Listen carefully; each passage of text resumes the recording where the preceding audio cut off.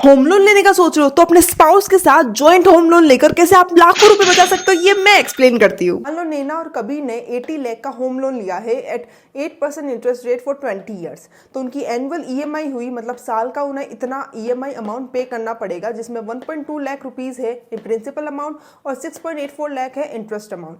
अब सिंस नैना और कबीर दोनों ही ईएमआई पे कर रहे हैं, मतलब दोनों को बोरोवर है होम लोन में, तो इन दोनों को अलग अलग टैक्स डिडक्शन मिलता है इस तरह।